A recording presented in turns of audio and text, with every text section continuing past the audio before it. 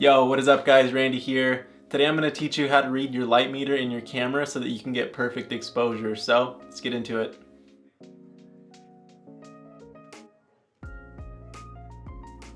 Alright guys, so most of your light meters you can find either in your viewfinder or on your display, and they typically look like this. They have a range from -3 to +3, and what we're shooting at with this is to get our exposure kind of right in the middle, right at 0.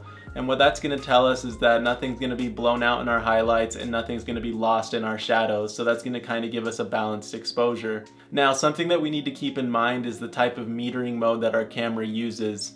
And the reason that we need to keep this in mind is because that's going to affect our light meter reading. So on most cameras you have 3 different light metering modes. You have multi, centered, and then spot. So with your multi-metering mode, which is typically your default on most cameras, it tries to take an average of your entire scene, and then sometimes it'll take a little bit more of a heavy focus on the center. So you'll get about 60% of your exposure from the center of your frame, and then the other 40% from the surrounding areas. And this is typically pretty good. It gives you a pretty balanced exposure and it gives you a pretty decent reading, but it does have its pitfalls. For example, if you have a lot of highlights in some of your sections, it might under or overexpose those depending on how much of your scene it takes up. So this is just something that we need to be vigilant of. Now with the centered metering mode, it works kind of just how it sounds. So it takes just exposure based on the center of your frame inside of a certain little range. And what that's good for is taking exposure of scenes that only have certain areas lit. So for example, if you're in a dark alley and you just have one strip of light coming through, you might want to use centered because then you can get the exposure for that lit area and not take into account the rest of the shaded area. And then with spot metering is the most specific. So with spot metering, it's just a tiny little spot that your light meter inside of your camera is going to take a reading from. So wherever you point that spot is going to be where your camera takes this light meter reading from. This is typically good for very specific lighting situations. So if you have certain areas that you don't want to either blow out or you don't want to lose detail in the shadows, this is what this is good for. This is a really precise metering mode and I typically don't use it, and I don't think most people do, but it definitely has its applications. So now that we've kind of broken down the light metering modes a little bit, we can get into the light meter itself. Now the light meter does read differently depending on the metering mode that you are in, but it's the same principle for whatever metering mode you are in. It just depends where you're getting your meter reading from. So just for the purposes of this video, I'm not even going to take into account the different metering modes. I just wanted to kind of explain it to you guys so that you know that it is going to affect how your light meter is reading. So with your light meter, like I mentioned earlier, we want it to be right at 0 or as close to 0 as possible. And obviously we have creative freedom if we see that something isn't going to be right or that something is going to drop off a little too dark with our exposure. That's where we get the creative freedom to kind of bump our exposure up or down to compensate on what the camera is seeing, because the camera is not going to be right 100% of the time. And typically you are going to have to make small adjustments based on what you are seeing. But just as a standard, we want our meter to hit right at 0. And that's going to mean that we have nothing lost in our shadows and nothing blown out in our highlights. And that's good because that's going to give us a lot of room in post to bring back highlights, bump up our highlights. It's just going to give us a lot of flexibility once we hop into something like Lightroom. So let's just explain what the -1 and the +1 and the -2 and the +2 mean. So when your exposure is a little bit too bright, that's when you're going to get into the positive range of the light meter. And what that's telling you is that you're overexposed, and if you're at 1, you're overexposed by 1 stop. So what that means is if we're shooting say at f2 at 1/50th of a second, kind of like I have set up right now for this video, if I was 1 stop overexposed and I see that I need to make a change, I would want to bump down my aperture or my shutter speed by 1 stop. So that would mean going from f2 to f2.8, and that would get me back to 0. And then this works the same way on the opposite side of the spectrum. So the negative side means that we are underexposed or that our image is too dark.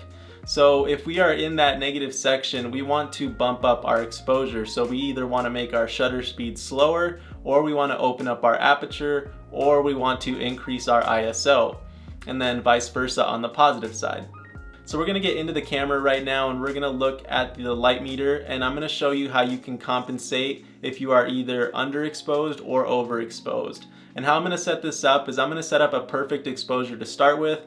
I'll tell you guys the settings, I'll overlay the settings, and then we will go 1 stop at a time. So we will go to -1, -2, and then not only can you see what the light meter is doing, but then you can also see what the picture is looking like live.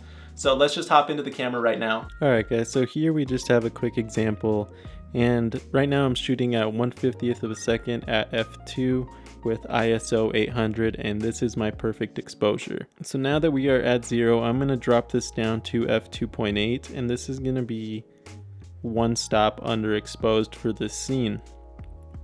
Now if I go down to f4, you can see the light meter moves, and now we are at -2 stops, so we are a little bit underexposed for my scene. Now I'm going to drop it down to f5.6, and you're going to see that's starting to get pretty dark, and now I'm underexposed by 3 stops. So now we can do the opposite of this, so I'm going to go back to my original settings. So I am at f2, and this is my optimal exposure at 1/50th at ISO 800. So now if I wanted to demonstrate some overexposure, because I'm shooting video, I don't want to tweak my shutter speed, but I will move my ISO right now. So now we are 1 stop overexposed, so I am at ISO 1600 at f2 at 1/50th, and you can see the light meter has moved over to 1 stop overexposed. Now we're going to go to ISO 3200, and we are 2 stops overexposed, and if I go up to ISO 6400, I think this might just completely blow out the highlights. Yeah, so here we are really overexposed, and you can see that we're losing a lot of detail inside of those highlights, which is why we don't want to be too overexposed or too underexposed, because when you're too overexposed, you lose the details in the highlights, and once you do that, you just get white spots in your photos that you can't recover in post. And then with your shadows, it's the same thing, but with your black. So once you lose the detail in your shadows, you just get complete black, which doesn't let you recover anything in post either. So here I am at ISO 6400 at f2 at 1/50th of a second, so I am overexposed by 3 stops right now. So if I wanted to correct this with my aperture, I would go from f2 to f2.8, that would get me to 2 stops.